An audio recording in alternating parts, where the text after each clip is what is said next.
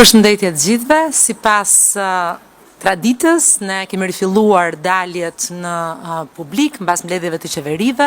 Mani qetësi një herë se ka dalë zonja ministre dhe po na informon për situatën më të fundit, krizën globale botërore, sipas saj, për atë se çfarë ndodh me luftën dhe për rritjen e çmimeve. Ta morë vesh të herë ne populli thjesht se çfarë dënolli si po rrit çmimi i naftës, o sa më ky krau.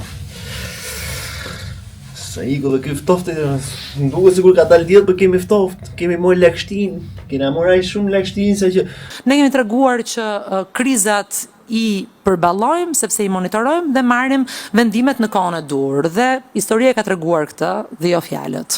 Zonja ministre, na thuj pak na e shpjegon dhe na qetëson, na hiqte hangthin të panikun, të stresin e modh që po morim sa ne këni, po na e fusin dhe ju këtej, domethënë s'po di nga ta haj më shumë.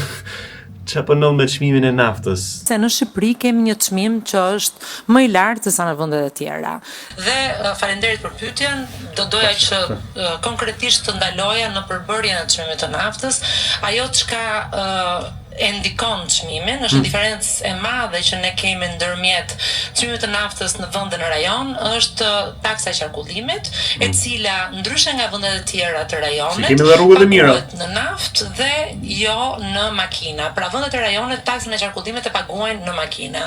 Ne kemi gjykuar që taksa e qarkullimit e paguar në naftë në fakt pasqyron më së miri realitetin, sepse pikërisht ato makina që qarkullojnë më shumë, që konsumojnë më shumë naftë, do të paguajnë më shumë taksë, ndërkohë që makinat të cilat nuk qarkullojnë, nuk e paguajnë më pak. Pra, në një logjik të qartë është kjo është arsyeja pse ne kemi vendosur që taksën ta kemi në makina dhe jo në karburant dhe jo në makina. Pse në Shqipëri? Domethënë, për gjithë ata që përdorin makinat, nart ndoka dy më do të shën tot justifikime të pa argumentueshme dhe të pa shpjegueshme për atë që ne ta kuptojmë se çfarë po bëhet fjalë me zonja ministre, domethënë ai që përdor makinën i bie ta haj, domethënë ai që s'përdor makinën, po ajo dihet se normalisht ai që përdor makinën do ta blej karburantin, naftën ose benzinën ose gazin. To makina që qarkullojnë më shumë, që konsumojnë më shumë naftë, do të paguajnë më shumë taksë. Çfarë do thotë kjo? Ne mos përdorim makinën? Por çfarë përdorim sipas teje, domethënë trenin, ha? Treni. Çfarë bëjmë me trenin? Përdorim autobusët, ha?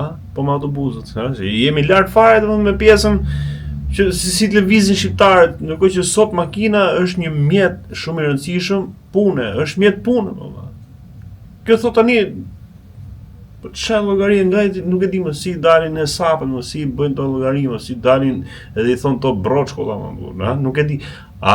Ju duket me sens se gjithë kjo gjë se si e shpjegoi dhe na qetësoi, na hoqi gjithë to pikpyetjet zonja jon ministre, ha? Si mendoni ju? Ma leni mendimin se ndoshta jam duke pa ndryshe, prandaj vendos edhe syze, ha?